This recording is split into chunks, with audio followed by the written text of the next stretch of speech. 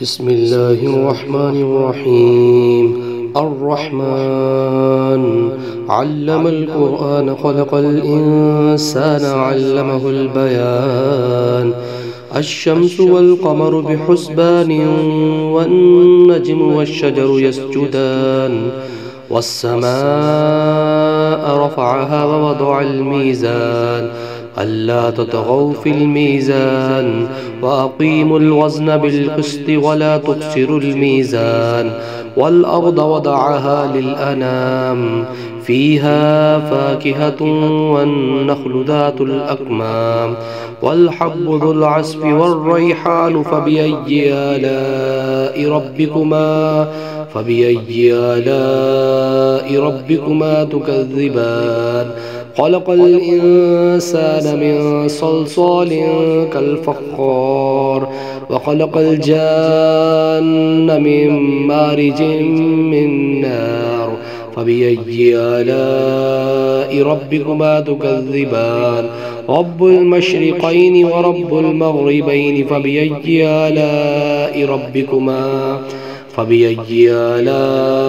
ربكما تكذبان. مرج البحرين يلتقيان بينهما برزخ لا يبغيان فبأي آلاء ربكما تكذبان. يخرج منهما اللؤلؤ والمرجان فبأي آلاء ربكما تكذبان. وله الجوار المنشآت في البحر كالأعلام فبأي آلاء ربكما تكذبان.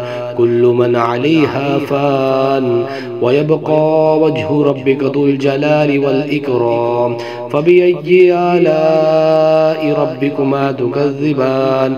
يسأله من في السماوات والأرض كل يوم هو في شأن فبأي آلاء ربكما تكذبان.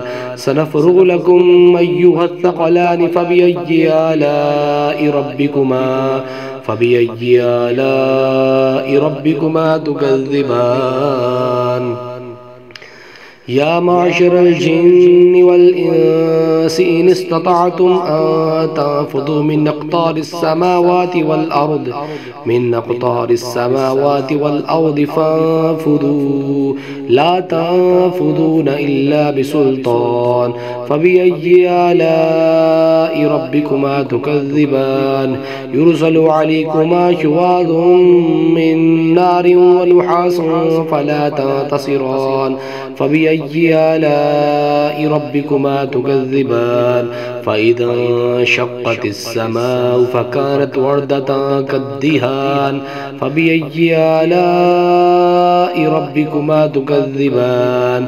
فيومئذ لا يسأل عن ذنبه إنس ولا جان فبأي آلاء ربكما تكذبان. يعرف المجرمون بسيماهم فيؤخذ بالنواصي والأقدام فبأي آلاء ربكما تكذبان. هذه جهنم التي يكذب بها المجرمون يطوفون بينها وبين حميم آن فبأي آلاء ربكما تكذبان. ولمن خاف مقام ربه جنتان فبأي آلاء ربكما تكذبان. ذواتا أفنان فبأي آلاء ربكما تكذبان. فيهما عينان تجريان فبأي آلاء ربكما تكذبان. فيهما من كل فاكهة زوجان فبأي آلاء ربكما تكذبان.